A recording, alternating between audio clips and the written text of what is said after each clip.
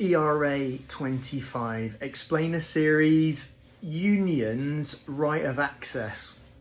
So there's a lot to this one, and it's pretty new and unlike anything that we've had before. So I even have a few notes just to try and keep all of the detail front of mind. This is a new right which will be applicable from the 30th of October 2026 for employers to have to give access to unions into their workplace. So essentially, the union will request access into the employer's workplace. The employer will have 15 days to respond to that request, it seems, using a standard form, and then a further 25 days to negotiate an access agreement, essentially.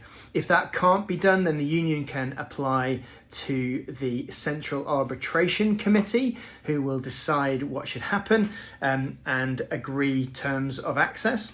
The access can involve both physical access to the premises, but also digital or virtual access to employees there.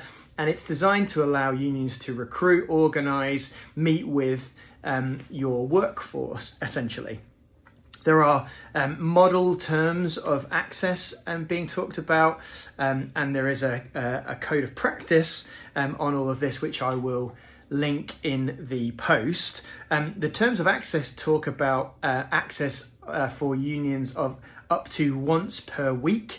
There isn't really any detail on how long they would be allowed access for, and it suggests that an employer will need to provide a space and communication channels in the same way as they would their own people.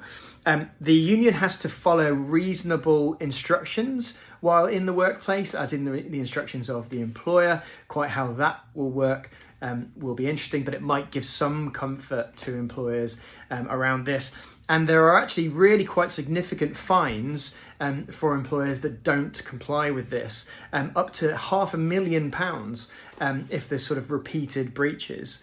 So it's really interesting and new area. It is attracting a lot of attention because people are starting to cotton on to the fact that this is happening. My advice generally has been to employers to consider what kind of employee representation or employee voice you have at the minute, because it may be that you find that wards off the enthusiasm, shall we say, of the workforce to engage with the union. And also it's obviously going to be subject to the resources that the union has to provide this sort of service and send people essentially to workplaces to meet with the workforce too. So really interesting development. I think there'll be much more on this to come. If that's a helpful summary, do please share the video, save it using the 3 dots at the top of the post there, and follow and ring the bell for notifications of the next video.